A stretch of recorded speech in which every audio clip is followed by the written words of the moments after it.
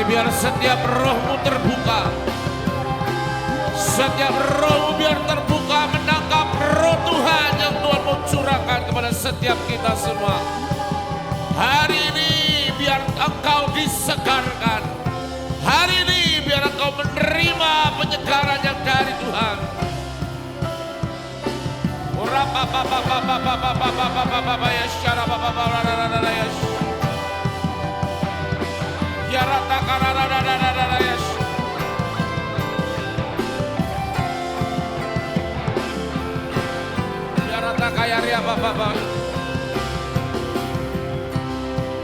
Thank you Jesus. Terima kasih Tuhan. Terima kasih Tuhan. Biar hari ini ada aliran sungai Tuhan biar mengalir dalam hidup. Biar itu menyegarkan setiap jiwa. Kiara papa ya sheka. Oh yes God. Jesus. Jesus. Kiara papa ya sheka. Kiara takaya shata karalapa ya sheka.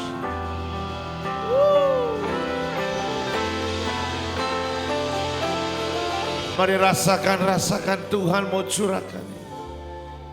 Kiara takaya ria para ya shiki.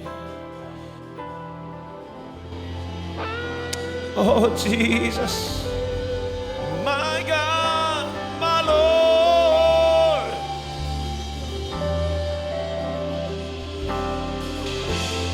Yes God, yes Lord. Ya Tuhan.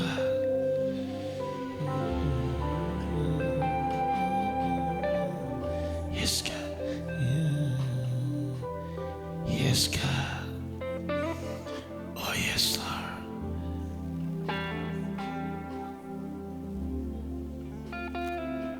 Saudara, saya rasakan, saya dengar suara Tuhan yang berkata, I love you. Dia mengasihi kau. Saya dengar dia berkata, I love you. I love you Lord. I love you. I love you. Yes God. Oh, thank you Jesus. Hari ini kau yang datang dengan masalah. Hari ini kau yang datang dengan setiap beban dalam hidupmu. Dengar satu kata Tuhan yang berkata, I love you. Yes God. Yes God. Ya Tuhan, kami perlu Engkau Tuhan. Mari dengan kami Tuhan, berjalan dengan kami. Mari Tuhan pegang tangan kami Tuhan. Yes God.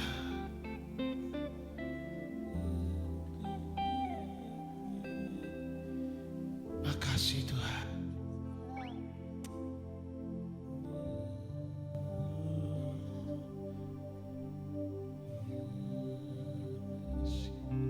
Mari sampaikan apapun yang kau mau sampaikan buat setiap kami Tuhan. Ini waktumu Tuhan. Engkau berdaulat penuh. Lidah bibir hambamu ini Tuhan Engkau pegang Tuhan. Jangan sampai apa yang diperkatakan dari mulutku ini Tuhan, itu asal dari otakku Tuhan. Tapi biar yang keluar dari mulutku itu hanya yang asal dari hatimu Tuhan. Hancurkan semua, batalkan semua yang dari kedagingan. Tapi biar sampaikan yang dari rohmu Tuhan. Dan setiap kali menerima dan menangkap dengan utuh kebenaran yang kau mau berikan Tuhan. Terima kasih Tuhan demi nama Tuhan Yesus. Semua yang percaya katakan amin. Silakan duduk. Shalom Bapak Ibu sekalian. Mari buka Alkitab kita di 2 Raja-Raja pasal yang ke-7 dan ayat yang pertama. Sekali lagi 2 Raja-Raja pasal yang ke-7 ayat yang pertama. Saudara, lalu berkatalah Elisa, dengarkanlah firman Tuhan, beginilah firman Tuhan Besok kira-kira waktu ini sesukat tepung yang terbaik akan berharga sesikal, dan 2 sukat jelai akan berharga sesikal di pintu gerbang Samaria. Tetapi perwira yang menjadi ajudan raja menjawab abdi Allah, katanya, sekalipun Tuhan membuat tingkap-tingkap di langit, masakan hal itu mungkin terjadi? Jawab abdi Allah, sesungguhnya engkau akan melihatnya dengan matamu sendiri, tetapi tidak akan makan apa-apa daripadanya. 4 orang yang sakit kusta ada di depan pintu gerbang, berkata yang seorang kepada yang lain, mengapakah kita duduk-duduk di sini sampai mati? Jika kita berkata, baiklah kita masuk ke kota, padahal dalam kota ada kelaparan, kita akan mati di sana. Dan jika kita tinggal di sini, kita juga akan mati. Jadi sekarang, marilah kita menyeberang ke perkemahan tentara Aram. Jika mereka membiarkan kita hidup, kita akan hidup. Jika mereka mematikan kita, kita akan mati. Lalu pada waktu senja bangkitlah mereka masuk ke tempat perkemahan orang Aram. Tetapi ketika itu tampaklah tidak ada orang di sana. Sebab Tuhan telah membuat tentara mendengar bunyi kereta, bunyi kuda, bunyi tentara yang besar. Sehingga berkatalah yang seorang kepada yang lain, sesungguhnya Raja Israel telah mengupah raja-raja orang Het, raja-raja orang Misraim melawan kita, supaya mereka menyerang kita.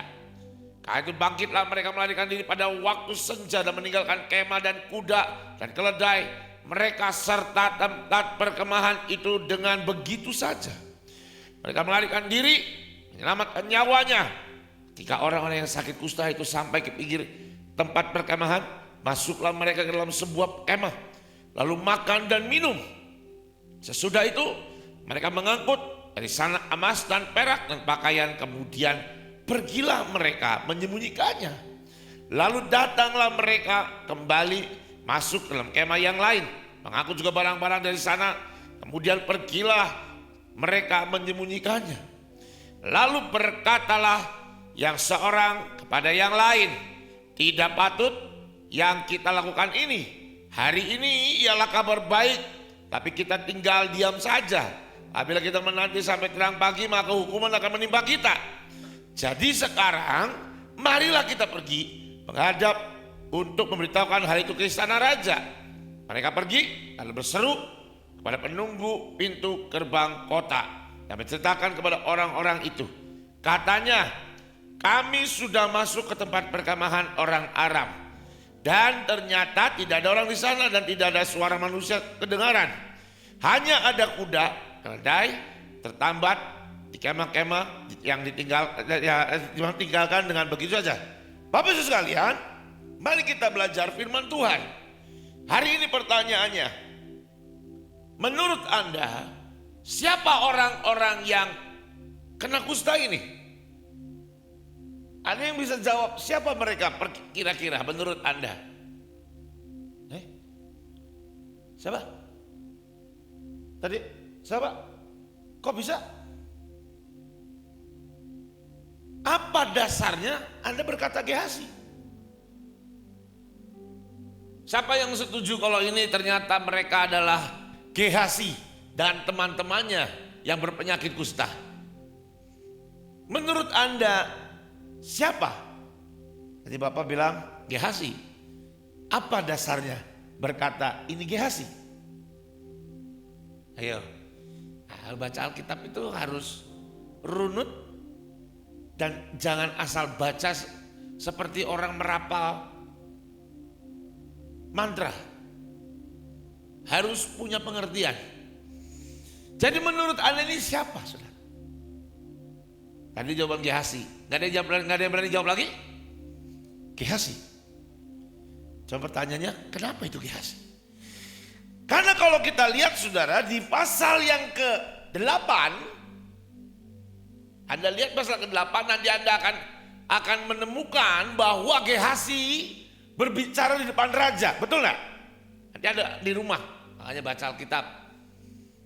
Saya nggak mau bukain hari ini. Baca Alkitab biar Anda penasaran. Syukur-syukuran Anda gak percaya sama khotbah saya, jadi pulang dibaca di rumah. Di pasal yang ke-8 itu Gehazi berbicara di depan raja. Oke? Tapi anehnya kalau pasal yang ke-8 Gehazi berbicara di hadapan raja, kenapa di pasal yang ke-5 Gehazi kenapa saudara? Hah?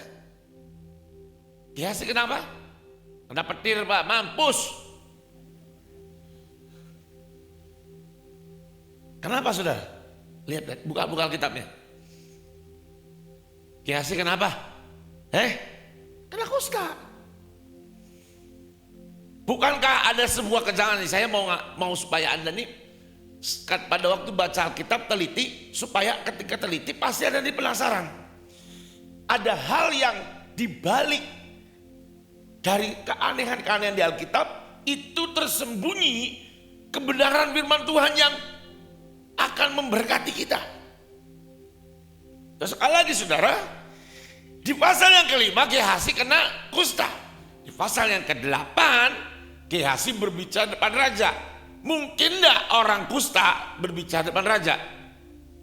Loh, mereka jangankan berbicara depan raja, mereka jalan aja dari jauh mereka harus bilang apa? Najis, najis. Gitu? Karena mereka kena kusta. Jadi sebuah kejanggalan kalau Gehazi bisa bicara depan raja. Saya ketika menemukan ini, saya coba mencari, meneliti, ternyata ada banyak orang-orang Yahudi yang menafsirkan ini bahwa orang-orang kusta ini adalah salah satunya adalah Gehazi. Saya mau tanya, menurut Anda Gehazi itu orangnya seperti apa? Jawab dong. Ini kalau memang kalau Anda nggak baca Alkitab setiap hari, mestinya akan bingung dengan pertanyaan-pertanyaan saya. Jadi kalau mukanya itu masih baca Alkitabnya entah. Today yes, tomorrow no. Ayo. Menurut Anda Gehazi orangnya seperti apa? Karakteristik orang Gehazi itu apa? Gehazi kenapa kena kusta gitu aja dah. Karena jangan karenanya doang, karena kenapa? Serakah. Tamak dan serakah. Anda melihat tadi orang-orang kusta tadi seperti apa menurut Anda? Mereka ini kusta. Iya toh? Menurut Anda uang dan kekayaan itu berharga nggak buat orang kusta? Belum nggak ada obatnya loh. Iya toh? Zaman dulu nggak bisa diobatin. Sekali kusta udah ditunggu sampai mati, najis saudara. Gak boleh masuk ke kota, gak boleh ngapa-ngapain, dikucilkan, disingkirkan. Jadi uang dan kekayaan itu ada artinya gak buat orang-orang kusta? Gak ada. Tapi lihat karakter yang sama ditemukan dengan orang-orang kusta ini. Mereka itu kan pergi ke perkemahan orang Aram, betul ya? Lalu mereka makan. Intinya adalah sebenarnya mereka ini kelaparan. Bukan kemiskinan, tapi kelaparan. Betul ya? Tapi lihat, mereka mengambil harta kan, emas-emas semuanya. Diambil dan disembunyikan. Pertanyaannya, untuk apa? Betul gak saudara?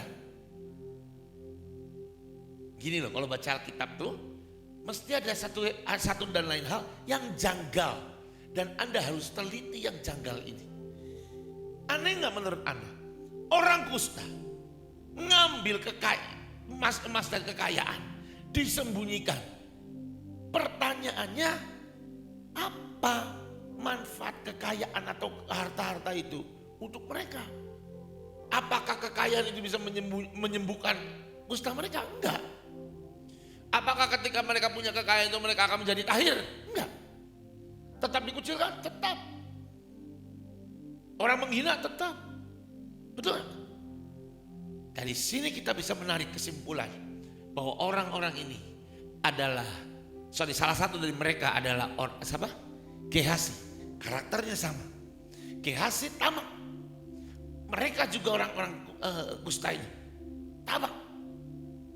Ngambil kekayaan. Matanya nggak tahan lihat gemilau harta. Gehazi nggak tahan lihat uang. Dia ambil uangnya. Gitu. Lalu jadi kusta. Sudah jadi kusta saja, masih saja tetap tamak. Oke, dari situ gambarannya Anda bisa paham bahwa orang-orang kusta ini salah satunya adalah Gehazi. Pertanyaan berikutnya, kenapa Gehazi bisa sampai ngomong di istana raja? Anda bisa jawab?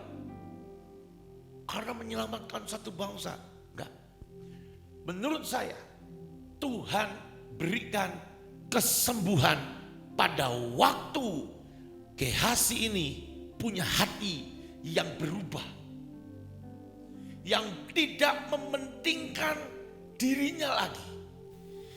Oh iya, dia sudah kenyang, dia sudah makan. Tapi di satu titik hatinya berubah, pikirannya berubah. Sikap hatinya berkata, gak baik. Gitu? Mari baca. Ayat 9. Lalu berkatalah yang seorang pada yang lain, menurut saya ini adalah Gehazi. Tidak patut bagi kita melakukan ini. Hari inilah kabar baik, tapi kita tinggal diam saja, menikmati semuanya tanpa membawa ini untuk kepada orang banyak. Ya loh, betul gak? Artinya apa? Perubahan sikap hati yang dari mementingkan dirinya sendiri langsung berubah fokusnya kepada menjadi berkat buat orang banyak. Itu menyembuhkan banyak hal buat hidup kita. Dan hari ini kalau hidupmu hanya terfokus kepada dirimu sendiri, kalau kita hanya terfokus gimana caranya aku bisa memenuhi keperluanku dan kebutuhan rumah tangga. Gak salah saudara mikir itu. Tapi kalau kau hanya terfokus kepada yang itu saja, maka sejujurnya saudara, ada kusta dalam hidup kita. Ada kusta yang nempel di hidup kita. Saudara, Gehazi adalah lambang dari orang yang tamak. Dan tamak itu ujungnya dan buahnya adalah kusta. Saya berdoa kita semua gak punya sikap hati seperti Gehazi, yang hanya memfokuskan kepada harta, uang buat dirinya. Saudara, hari-hari ini Tuhan sedang, enggak hari-hari ini aja, selama hampir mungkin 1 tahun, 2 tahun terakhir ini saudara, Tuhan terus ajari saya untuk jadi orang yang sentrisnya atau senternya bukan keinginan kita, bukan keinginan saya. Tuhan bawa saya untuk menjadi berkat, belajar untuk jadi berkat. Saudara, firman Tuhan bilang ini, saya nggak terlalu hafal ayat alamat, tapi pasti Anda pernah dengar kalau yang pernah baca Alkitab. Pernah lagi, kalau rajin baca Alkitab. Ada firman Tuhan bilang ini, kalau engkau bisa berbuat baik, kalau ada orang yang kayak gini, kamu bisa berbuat baik pada orang itu dan kamu punya, jangan tahan-tahan, betul? Ada tak? Ah, itulah. Dan ketika saya baca itu, Tuhan ngomong jelas, belajar lakukan ini. Belajar lakukan ini. Saya tanya Tuhan, maksudnya gimana Tuhan? Belajar jadi orang yang memberi kepada banyak orang. Memberi apa? Apapun yang kau bisa berikan. Belajar untuk berikan. Sejujurnya kalau beri perhatian gampang, ya kan? Ya gampang, punya handphone, WhatsApp. Halo, apa kabar? Kamu udah makan belum? Gampang. Ya toh? Jangan lupa berdoa, jangan lupa baca Alkitab, itu perhatian, gampang. Paling susah itu apa? Halah, jujur. Yang paling susah itu apa? Hepeng. duit. Kali sepeda dong yang ngerti hepeng, yang lain nggak ngerti. Duit. Ya kan? Yang lainnya. Kalau perhatian mah saya rasa banyak lah yang bisa ngelakuin itu kan. Walaupun ya nggak semuanya, tapi pasti ada lah. Tapi kalau perkara uang dan perhatian itu lebih susah. So, Tuhan ajari saya. Setiap kali saudara, ada orang yang datang bicara ke saya, ngomong saya butuh ini. Kalau saya ada, saya nggak akan diem. Bahkan kalau saya nggak ada pun, saya berikan apa yang ada. Maksudnya gini, ini ceritanya. Ada banyak banget orang datang ke saya, WA, telepon. Semenjak kan saya ini kan lagi pegang Zoom, sudah hampir 2 tahun lah. Ada Zoom class meeting. Itu setiap Rabu saudara. Ada baru banyak pembicara-pembicara yang ajaib-ajaib yang reguler datang ya selalu jadi pembicara utama. Lalu itu kan hampir sekitar 500 lebih. Bahkan kalau setelah selesai tayang, selesai acaranya di YouTube sampai bisa 10.000 lebih yang lihat. Dan Tuhan bilang suruh buat WA group dan Telegram group. Itu 500 orang sudah. Yang di WA group aja 500, Telegram 500. Mungkin sama orangnya. Di WA sama Telegram mungkin sama. Jadi saya pikir sekitar 500. Itu saudara.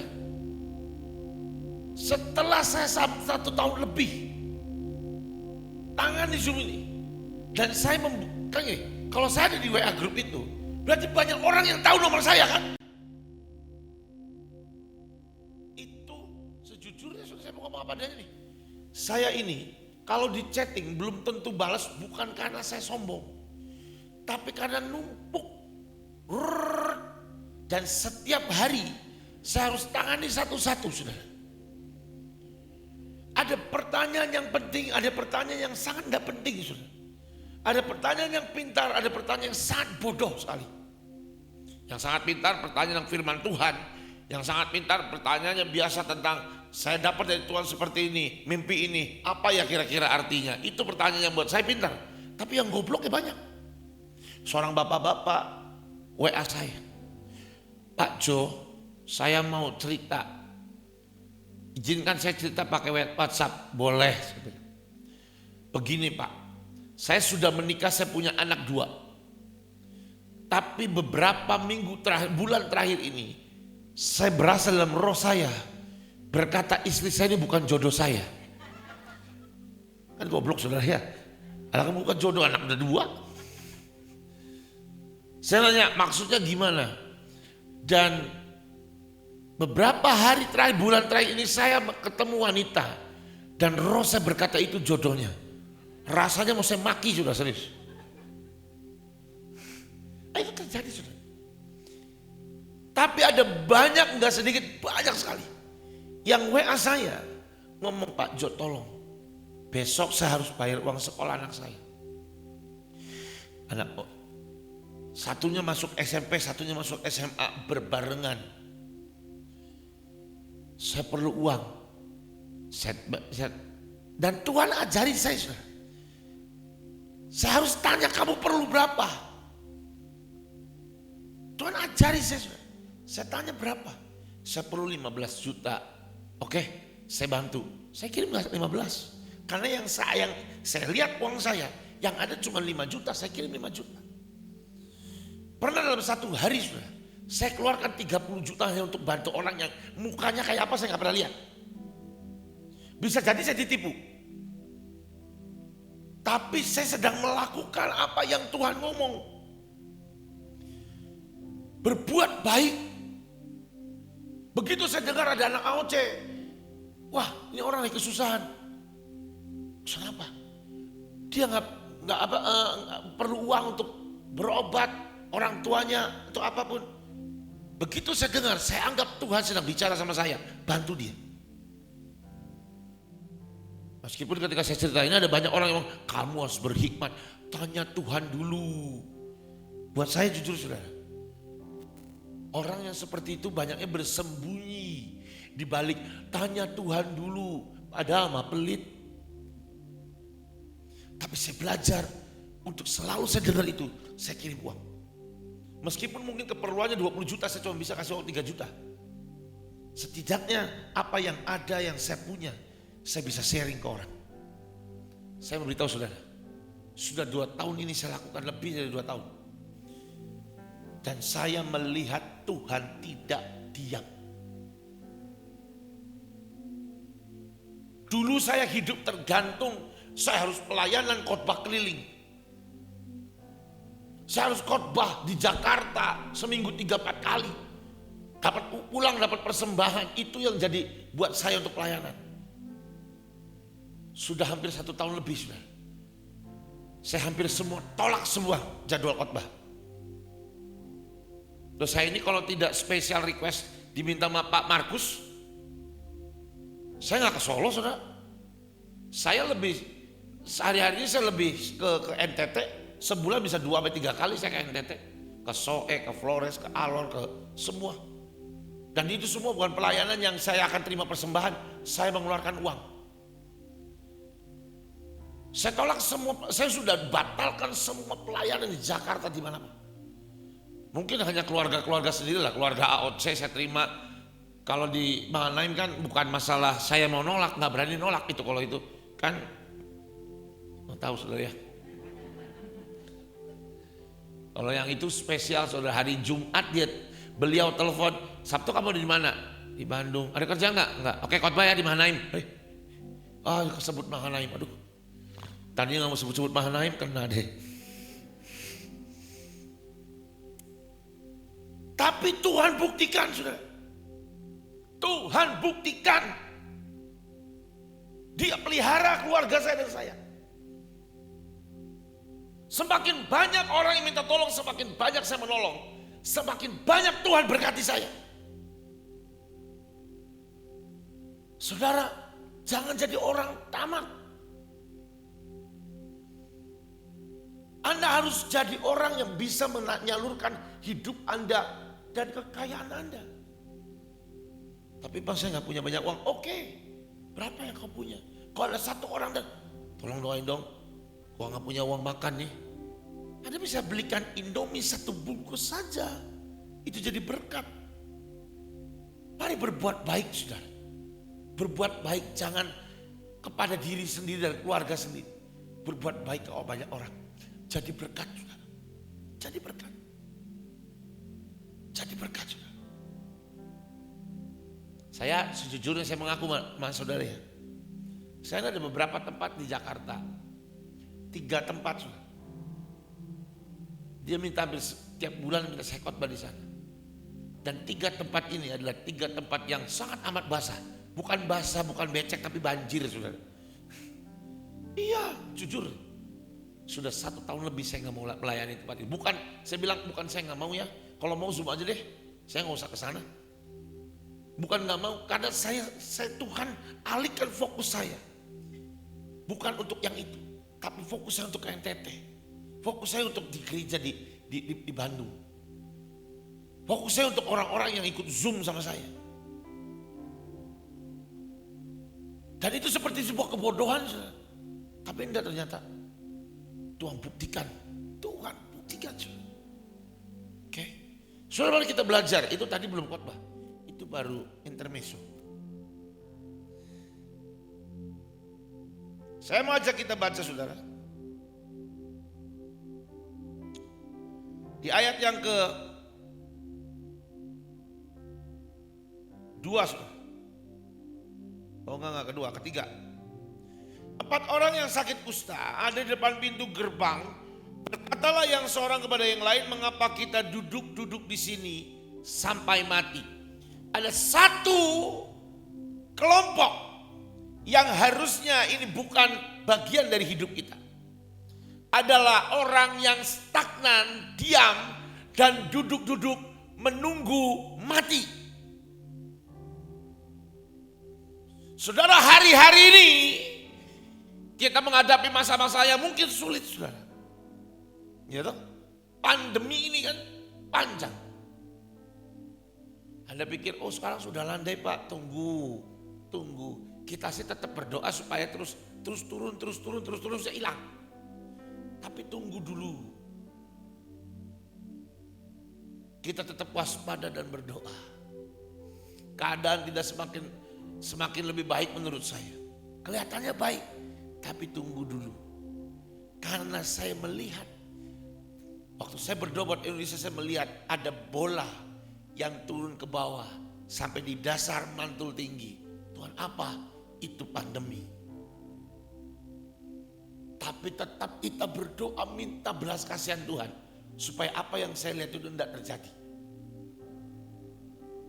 Ngerti saudara? Bola mantul di bawah, mantulnya ke atas. Saya ngeri, jangan sampai kita harus berdoa jangan sampai ada kejutan lagi. Jangan sampai ada kejutan lagi. Kita lihat November dan Desember, kita berdoa dengan sangat kuat. Jangan ada surprise lagi dari COVID. Kita berdoa, saudara. Tapi setidaknya kalaupun itu terjadi, kita jangan jadi orang yang seperti ini, yang duduk dan tunggu mati. Saudara, ada banyak kegerakan, ada banyak gereja, ada banyak persekutuan doa. Selama pandemi, gerejanya tutup, online. Tapi anehnya, gak bergerak juga. Semua pada takut. Oke lah kalau ibadahnya tutup gerejanya. Oke lah, karena peraturan pemerintah, betul kan? Tapi bukan artinya gereja, persekutuan doa kita semua anak Tuhan berhenti dan nunggu kapan ini selesai. Saudara, orang-orang yang nunggu, yang diam, nunggu kematian, maka kematian akan datang. Saudara. Yang pertama, pesan Tuhan hari ini, saudara, jangan diam, jangan nunggu, harus bergerak, saudara. Saudara, untuk yang NTT, saudara, saya ini, kenapa saya bergerak hampir setiap bulan saya bolak-balik ke sana. Saya tadi ngomong sama Pak Budi, harusnya setiap PIC provinsi demi provinsi, jangan diam, jangan nunggu event. Kalau Ibu Selvi ngomong, ayo semua kembali, doa keliling, kembali ke provinsi baru gerak. Saya sudah berapa puluh kali sekarang nih,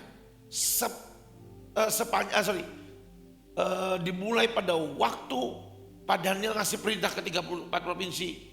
Gak lama kemudian beliau meninggal. Saya bergerak, saya tancap gas, saudara. Saya tancap gas. Hari ini sudah ada 10 sumur.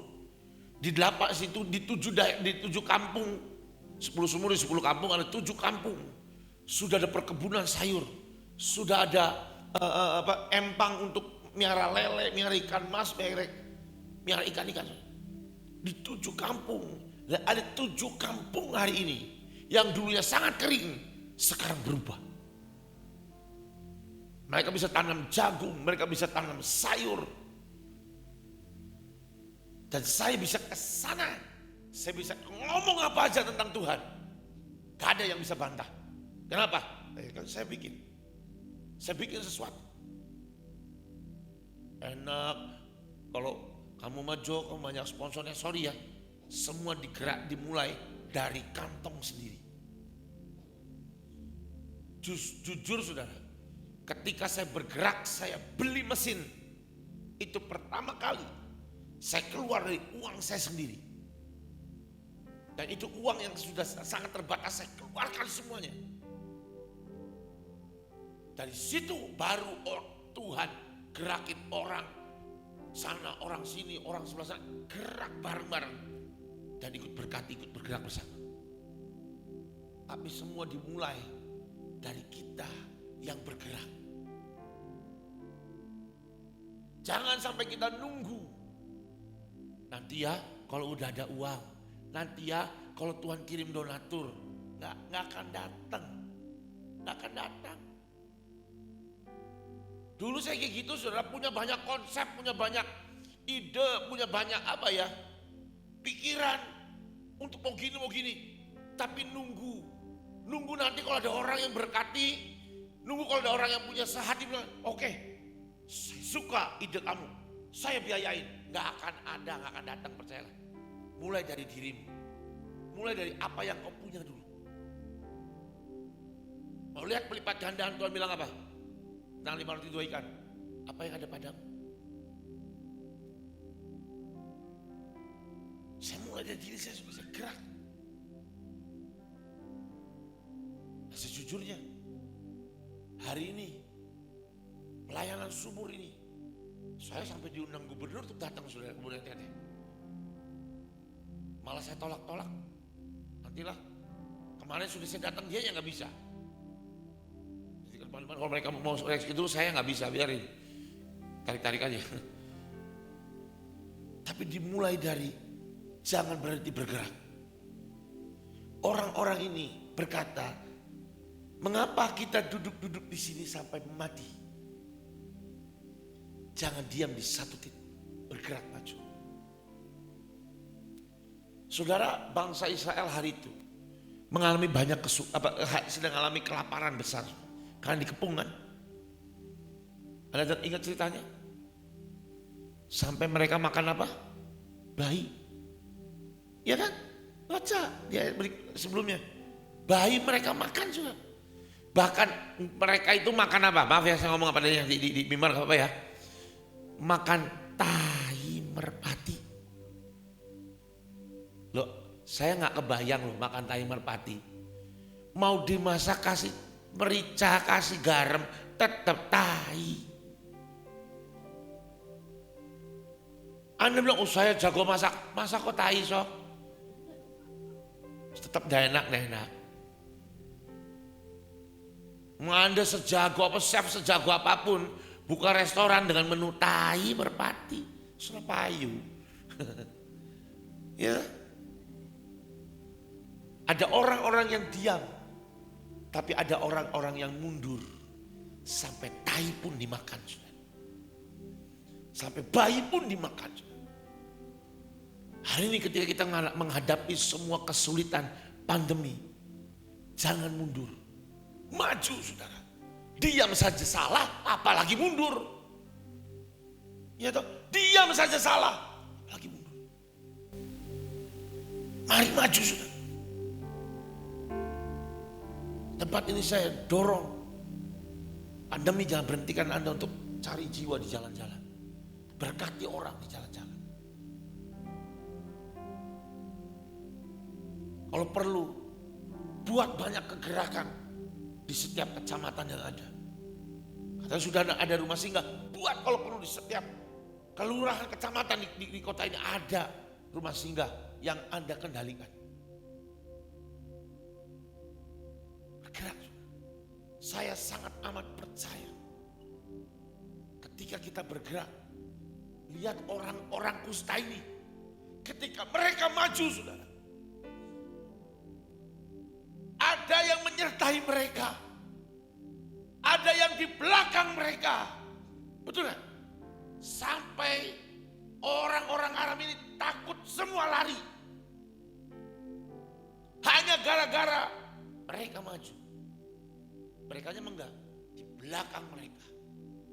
Ini orang gak sadar kalau di belakangnya ada yang menyertai. Jalan aja, dia pikir bisa mati di sini, mati di sana, mati di situ.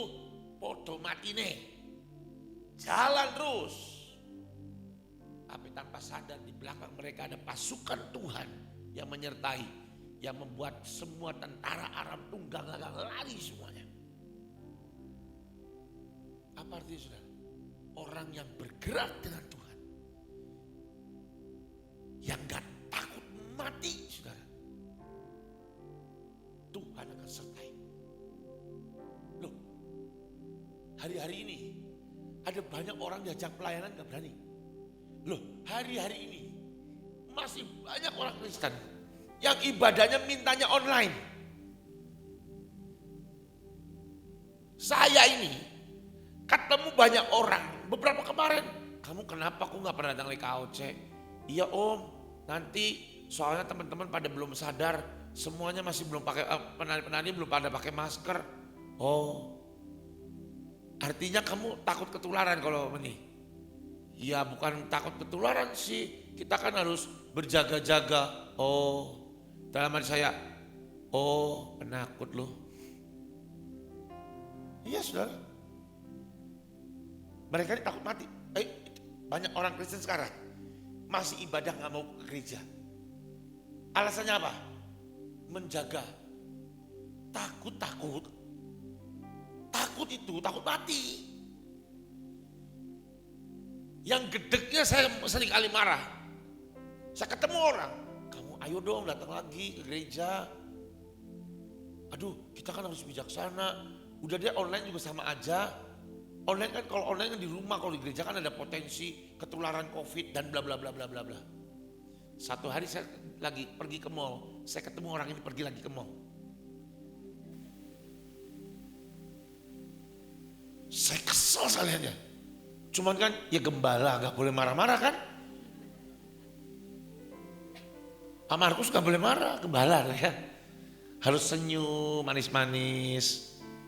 Tapi hatinya kadang gedek pasti lagi gitu. Mau ngamuk rasanya. Cuma gembala, gak boleh marah-marah, nyindir aja. Sampai akhirnya saya bilang gini, ada banyak orang yang takut ke gereja, takut mati. Tapi ada banyak orang yang takut mati ini tetap buka toko, gak takut mati. Jadi ada banyak orang cari Tuhan takut, cari duit gak pernah ada takutnya. Nah, itu fakta tuh yang terjadi hari-hari ini. Tapi lihat orang-orang ini, mereka mikir apa? Di sini aku mati, di sana aku mati, di depan aku mati. Wis lah, ngapain mati wis lah. Malah justru orang yang seperti itu malah diberkati. Betul gak? Nah, kalau Anda masih takut mati, apa pada saat belum diberkati? Ada pepatah berkata, orang yang berani mengambil resiko adalah orang yang sukses. Jadi kalau Anda nih mau bisnis juga mau usaha, aduh takut rugi, nah udah, gak akan Anda jadi orang sukses. Semua harus diawali dengan nekat, saudara. Ini loh saya cerita ya. Saya ini tidak punya background masak, saudara. Masakan yang paling enak yang pernah saya masak itu cuma Indomie. Serius, sekarang Tuhan kasih saya bisnis, daging asap, dan ya Anda tahu lah, gak usah saya sebut lagi, itulah enak pokoknya. Laku keras, ya belum pernah beli kok mau nyoba. Beli dulu baru tahu.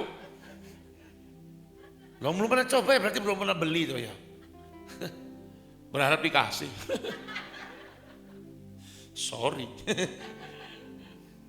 Masalah bisnis gak ada saudara seiman tetap bayar.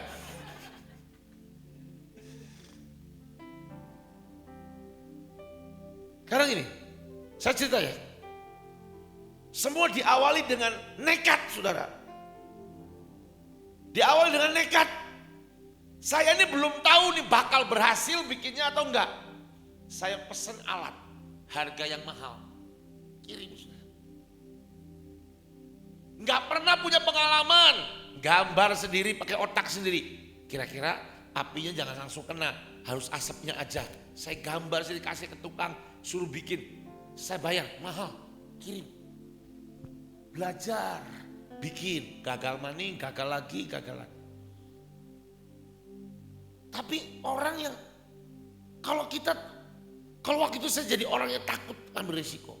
Nanti aku buang uang nih, udah beli alat gede-gede jadi sampah. Gak bisa dipakai, nanti saya gak percuma, rugi. Yang akan maju saudara, gak akan maju. Lupa Budi bikin laundry. Coba kalau dia lagi mau bikin laundry, pikirannya ntar jalan gak ya, ntar kalau rugi gimana, nggak akan maju sudah. Sama kau layani Tuhan. Kalau Tuhan ngomong sesuatu udah jalan aja lah. Jalan aja. Jangan mikir-mikir, nanti kalau misalnya, nanti kalau aku bagi-bagi ini, kristenisasi digebukin sama jenggot-jenggot kambing. Belum tentu jalan aja lah. Jalan aja. Gak usah banyak mikir, udah jalan aja. Kalau Tuhan ngomong jalan.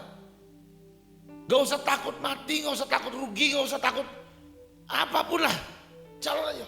Justru orang yang seperti itu, mereka orang-orang yang menikmati makanan pertama yang sangat kenyang, betul gak? Iya kan? Cuma berempat. Sedangkan tentara Aram kan ribuan. Iya kan? Mungkin mereka tuh sampai berenang di antara makanan. Ya kan kenyang. Tapi masalahnya, engkau mau seperti itu? Berani nekatnya gak dulu? Nekat jalan. Gak usah banyak mikir, jalan aja. Tipe yang pertama gak mau bergerak, tipe kedua mundur, tipe ketiga maju ke depan. Nah, saya berdoa kita semua adalah orang yang maju ke depan. Yang terakhir saudara, langkah berikutnya adalah bukan cuma maju ke depan. Yang saya ulangi di awal. Jangan nikmati untuk diri sendiri. Saudara, mereka ngomong gini, nggak baik buat kita di sini. Marilah kita pergi ke istana, kasih tahu nih, kita bisa makan. Kan yang dalam kota kan semua kelaparan nih. Ya, ayo kita menghadap kepada raja, lalu kasih tahu. Mereka sudah bisa makan. Ini orang yang ngomong ini, menurut saya adalah Gehazi. Menurut saya orang yang ngomong, mari kita ke sana, ke istana, kasih tahu. Kenapa saya ngomong gitu? Karena gini, saya mau tanya, pada waktu mereka ngomong seperti itu, mereka mikir gak, bisa gak mereka ngadep raja?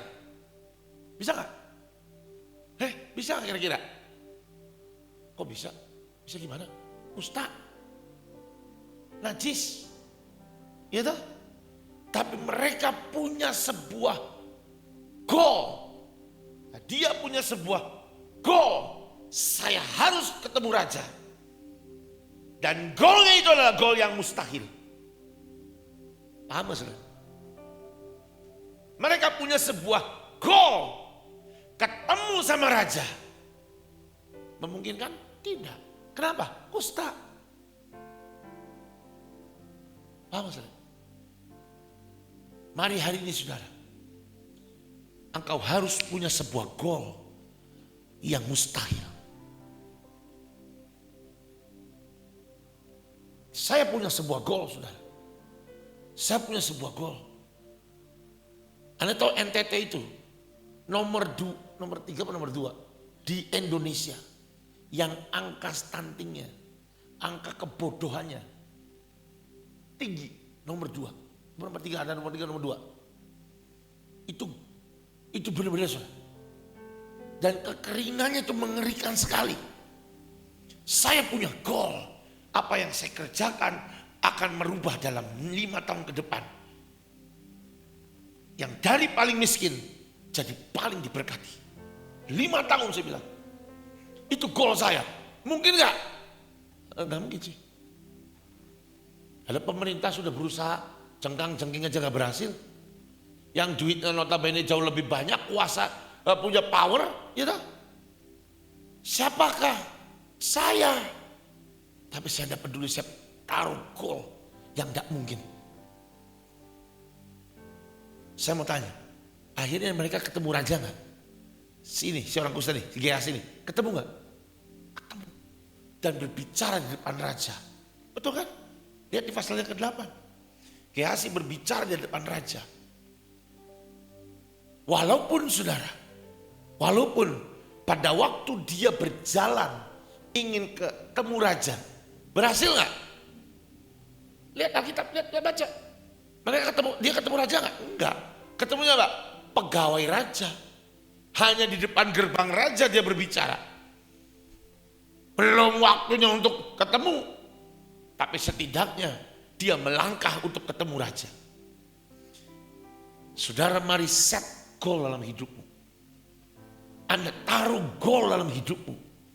Dan taruh sesuatu, jangan yang kecil. Jangan yang remeh. Jangan yang biasa.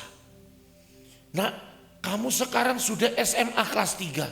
Apa goalmu? Lulus SMA, terlalu kecil. Kalau cuma lulus SMA terlalu kecil. Tanya Tuhan, aku harus jadi apa Tuhan? Taruh goalmu yang tinggi. Setelah taruh goalmu, jalan menuju goal. Saudara, Gehazi taruh goalnya. I will speak with the king.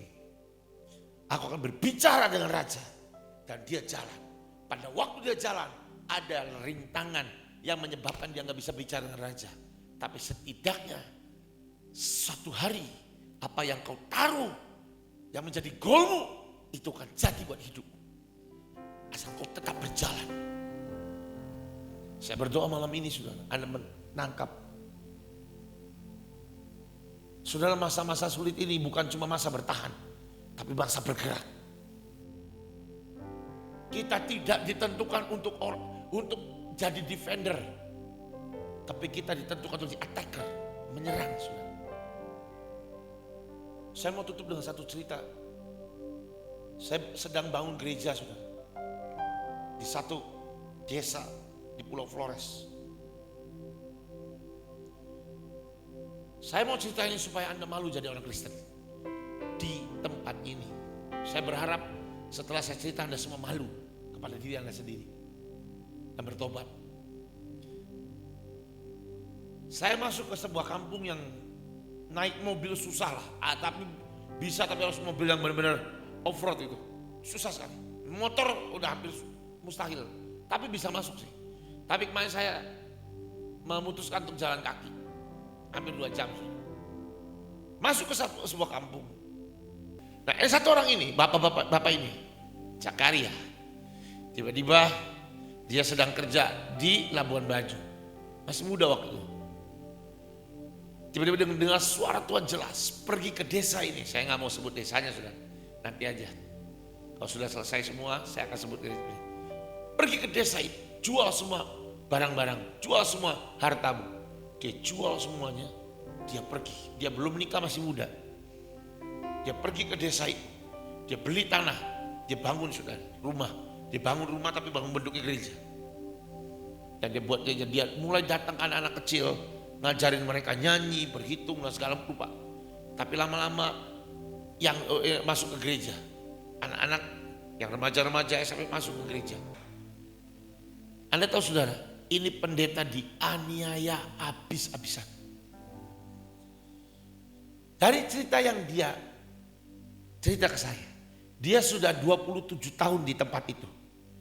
Hanya baru 4 tahun dia nggak ngalami aniaya. Artinya berapa? 23 tahun. Hampir setiap hari, setiap minggu disiksa. Saya datang ke gerejanya sudah, karena dikit-dikit dihajar, dikit-dikit mau dibakar, jadi udah rewat banget.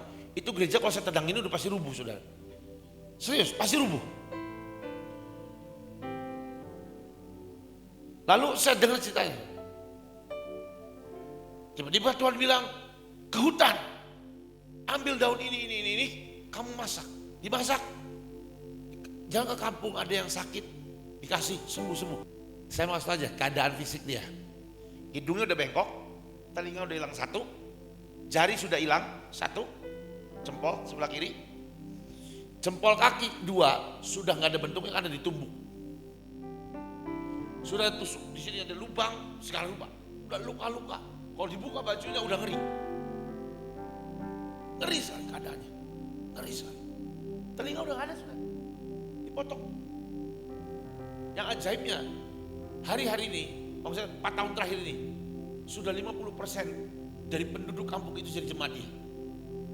Yang bikin lucu itu, karena yang bikin lucu saya duduk, ini bapak ini yang numpuk kaki saya, ini jemaat saya sekarang.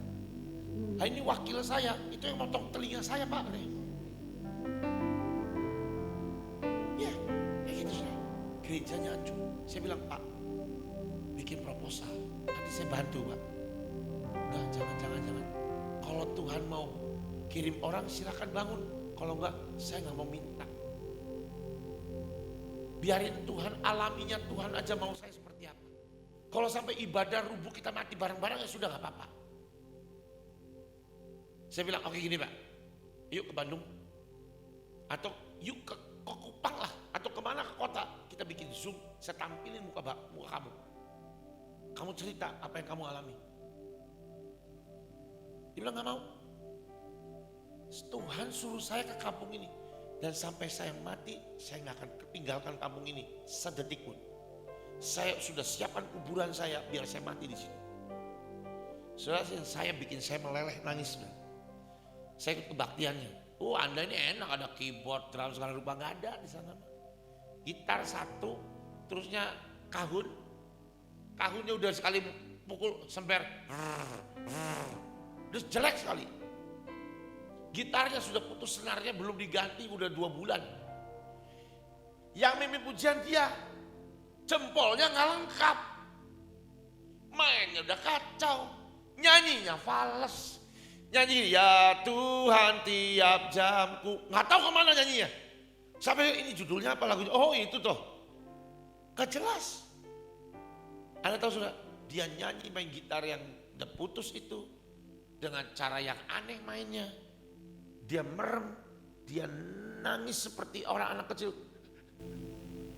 Anda tahu yang paling bikin merinding ketika saya noleh, saya duduk depan karena mau khotbah.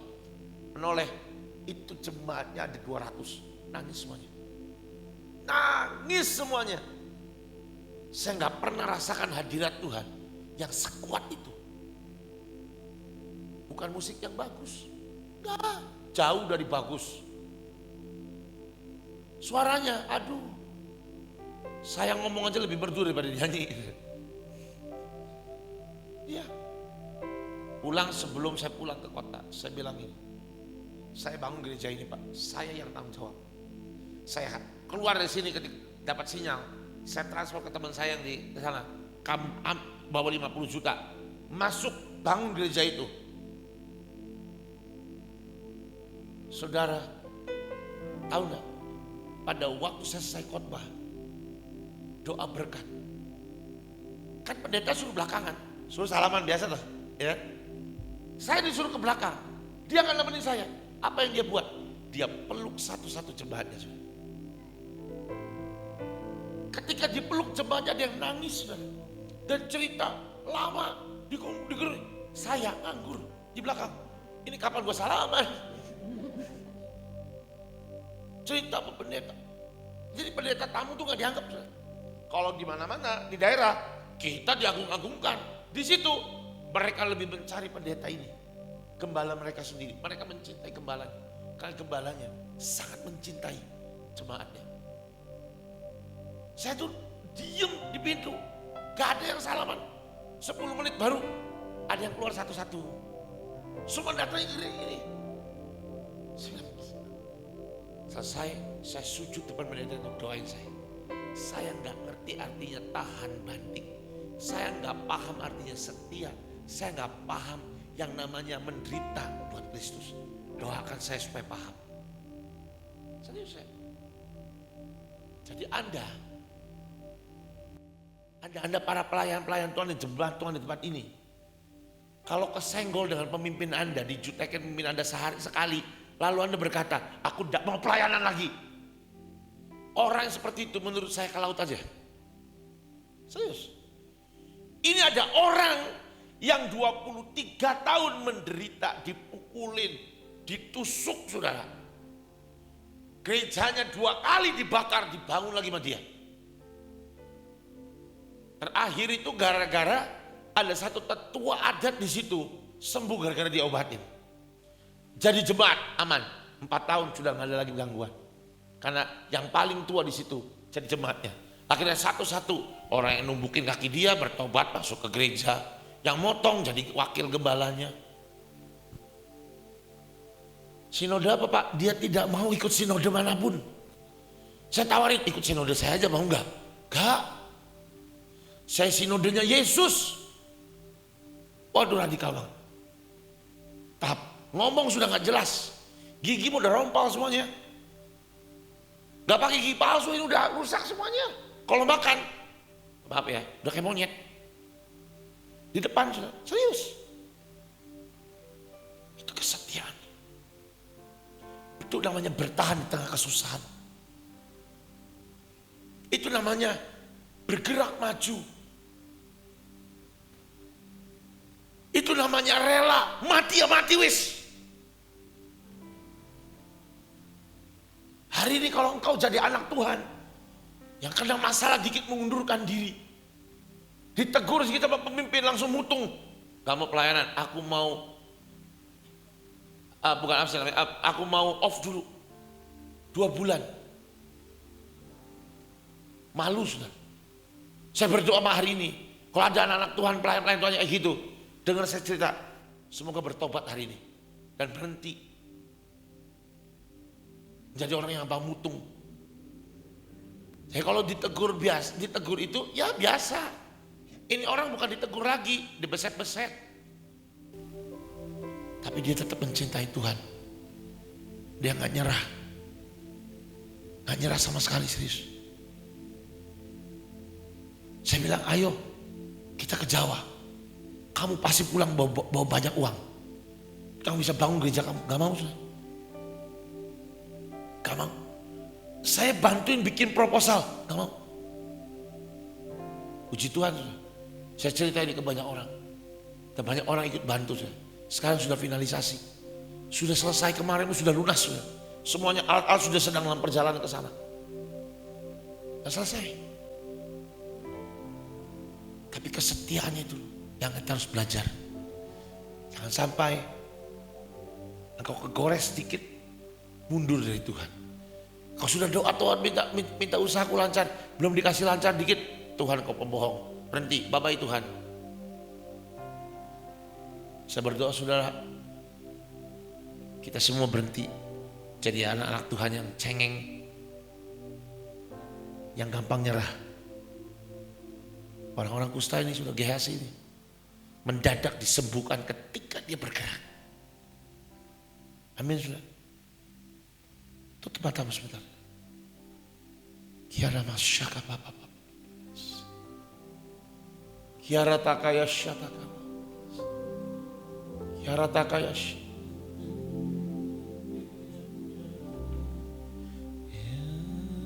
syataka papa.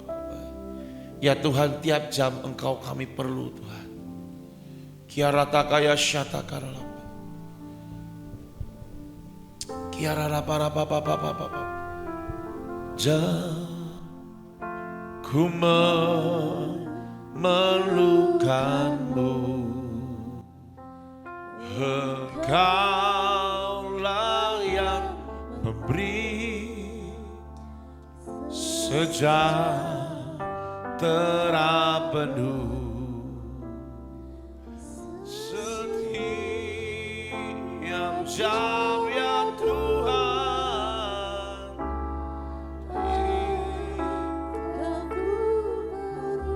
datang juru selamat, ku datang juru selamat, berkatilah, oh ya Tuhan, ku memerlukanmu, ku memerlukanmu, Engkau yang memberi,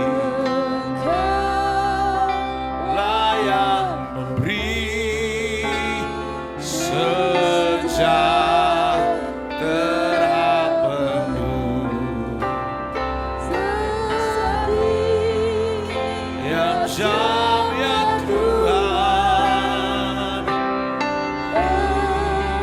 aku perlukan, ku datang juru selamat,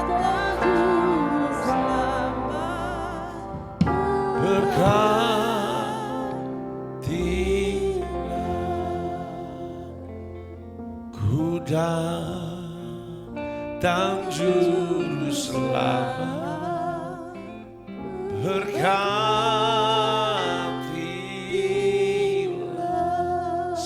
katakan ku datang juru selamat,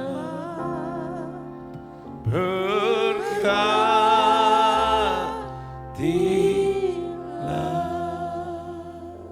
Yes God. Mari Tuhan, ajari kami terus Tuhan. Ajari kami terus Tuhan. Biar kami gak jadi orang yang diam dan menunggu semuanya berakhir. Tapi kami jadi orang yang bergerak, dan bergerak. Dan jadikan kami orang yang punya kepedulian, punya hati untuk menjadi berkat buat banyak orang. Dan ajari kami untuk menjadi orang yang setia. Meskipun segala sesuatu yang terjadi dalam hidup kami. Ajari kami setia Tuhan. Ajari kami taat dan setia Tuhan. Kami butuh anugerah-Mu Tuhan. Kami butuh anugerah-Mu. Hamba selesai bicara tapi Engkau tuh gak pernah selesai bicara dengan kami. Ajari kami terus Tuhan. Ajari kami terus Tuhan. Terima kasih Tuhan. Makasih Tuhan, terima kasih Tuhan. Saudara, Tuhan adalah gembala yang baik. Dia gembala yang baik. Dia tidak pernah tinggalkan engkau. Gak tahu kenapa Tuhan tiba-tiba ngomong. Di hati saya ini ngomong dengan kuat. Bilangin ke anak-anakku ini, aku gembalamu yang baik. Aku tidak pernah tinggalkan engkau. Yes God. Makasih Tuhan. Engkau gembala kami yang baik. Terima kasih Tuhan. Sudah saya mau ajak kita sebentar untuk bersyukur sama Tuhan. Keluarkan ucapan syukur. Keluarkan ucapan syukur. Terima kasih kalau Kau sudah jadi gembala buat kami yang baik Tuhan.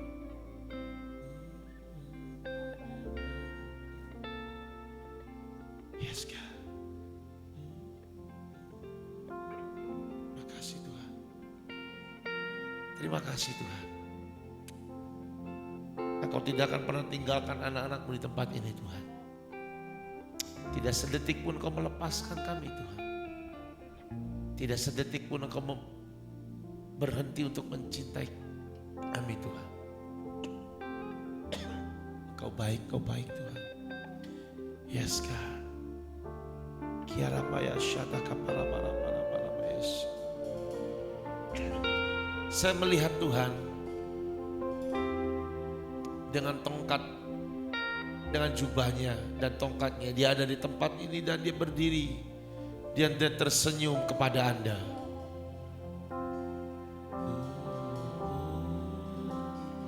Kiara paya syata karabas. Kiara para.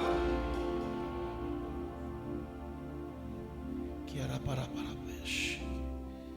Kiara takayash. Yes God. Sudah saya lihat Tuhan satu-satu datang ke tempatmu, ke tempat engkau berada. Dan dia satu-satu kepadamu, dia mengusap kepalamu dan berkata, engkau domba-dombaku, aku mengasihi kau. Tuhan, kau gembala kami.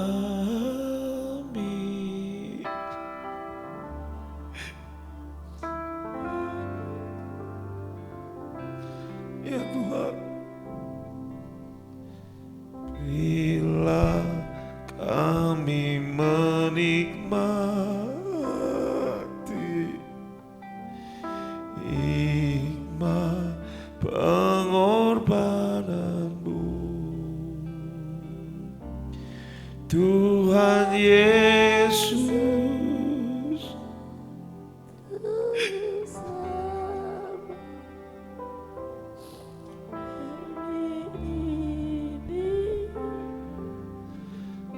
Makasih Tuhan. Tuhan Yesus.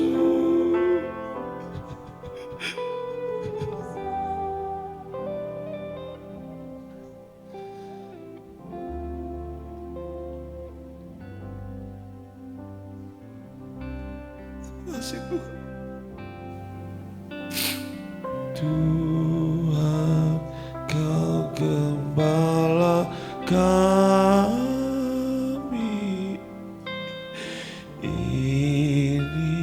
kami domba-Mu.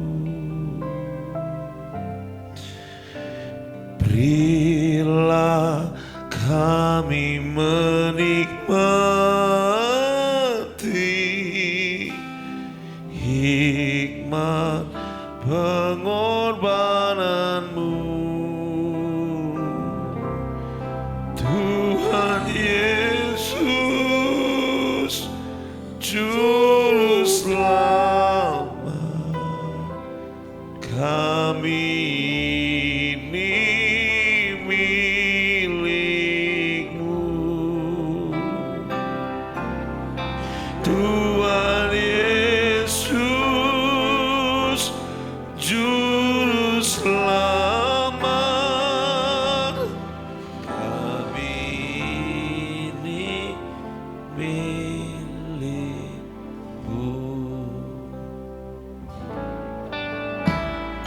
Tuhan, Kau gembala kami.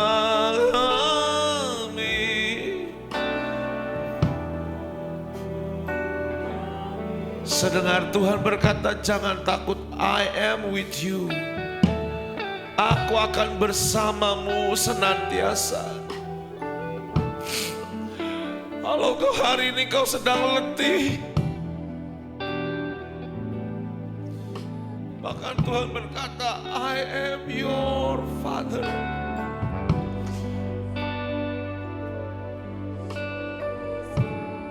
Kalau kau sedang letih sekalipun, Tuhan berkata, aku Bapamu akan memberikan engkau kekuatan. Terima kasih Tuhan, terima kasih Tuhan.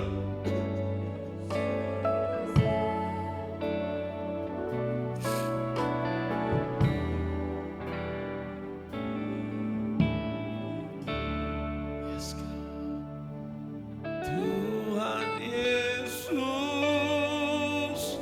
Juru Selamat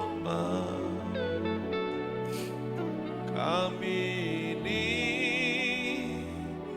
milik-Mu.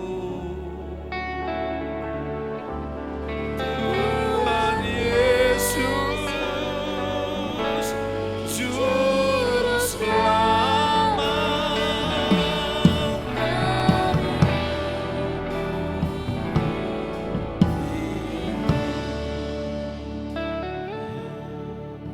ya Tuhan. Engkau baik Tuhan, Engkau baik Tuhan.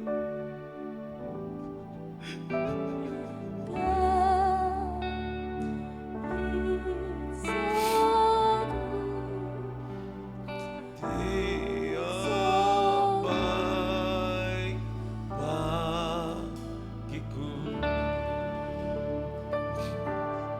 Oh ya Tuhan baik, Engkau tetap Tuhan yang baik Tuhan. No matter what, you still, God is so good to me, Lord. Oh ya Tuhan baik, Dia baik bagiku. Ya Tuhan baik, ya Tuhan baik. Kau baik, Kau baik, Kau baik Tuhan.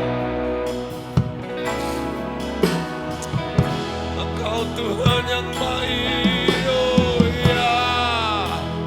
Tuhan baik, Tuhan baik bagiku. Dia baik bagiku. Terima kasih Tuhan. Terima kasih Tuhan. Engkau Tuhan yang merefresh hidup kami. Engkau Tuhan yang merefresh kekuatan kami Tuhan. Engkau Tuhan yang merefresh jiwa kami Tuhan. Engkau Tuhan yang merefresh roh kami Tuhan. Terima kasih Tuhan. Hamba bersyukur Tuhan kalau Kau hadir di tempat ini Tuhan. Hamba Kau bersyukur kalau Kau berkati kami semua. Engkau menyegarkan kami semua. Engkau memulihkan kekuatan kami semua Tuhan. Terima kasih Tuhan. Terpujilah nama-Mu Tuhan. Di dalam nama Tuhan Yesus. Mari semua yang percaya katakan bersama-sama. Amin.